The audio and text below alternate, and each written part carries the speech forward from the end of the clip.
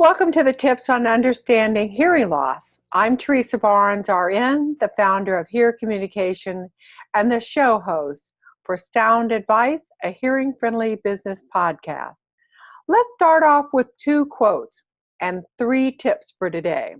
The first is from Helen Keller, who is both deaf and blind. She said, alone we can do so little, together we can do so much. So I'm inviting you to join this community where we increase hearing awareness. The second one is from the United States government Healthy People magazine.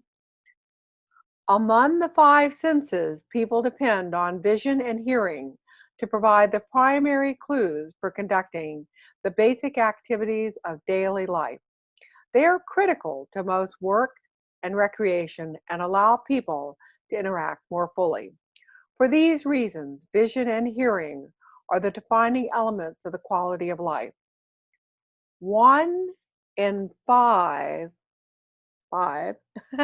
Americans have hearing loss, according to the Johns Hopkins study done by Dr. Frank Lynn, MD, ENT, and a PhD in public health.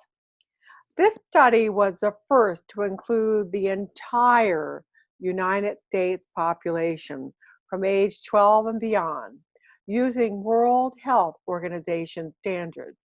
Tip number 1, usually studies are done within an age group or a certain part of the community by various groups, both medical and just people that are looking to do research, where they can obtain grant money. Therefore, there's a little confusion as to about how many people have hearing loss. Johns Hopkins is solid, and it's 20% of the population that has some type of hearing loss. We don't want that number to get much bigger. So that's why we need hearing awareness and why you need to be part of the hearing awareness group. You can go on Hear Communication on Facebook and become a hearing-friendly supporter. It doesn't cost you a dime. Just need to get the word out there. Number 2, taking an extrapolation of the current U.S. population, there's 65 million Americans that have that some degree of hearing loss. Mild hearing loss is from 0.25 decibels, according again to the World Health Organization, and that is a whisper. That's all it is.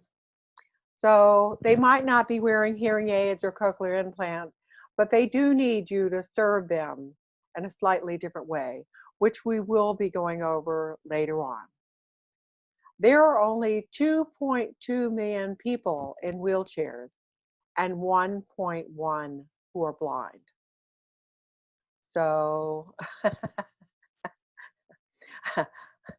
there's 65 million Americans that have some sort of hearing loss. So I'm advising that businesses in particular be proactive this time rather than reactive to accommodate the ADA laws that cover this group for equal access and equal opportunity. Tip number 3, there are ways to recognize people with hearing loss, to give improved customer service, increase your sales, by tapping into this myth $1.7 trillion market. And you are losing, business is losing over $100 billion. And that number fluctuates as well with the different studies. So the low number is 100 billion. 100 billion in productivity by not addressing hearing issues. And it is your number 1 occupational health hazard. So something like this symbol can be worn. Something like this symbol can be placed inside your locations with a contract. And something like this symbol can be used where people can actually see, like I have on one right here, that you have hearing loss. Or if you're hiking, biking, cycling, you can wear it on your back, so that people can know that you can that you can't necessarily hear them from behind, to possibly avoid an accident. So thank you for listening this time. Tune in for more hearing-friendly communication tips and understanding what hearing loss is all about. And there it is.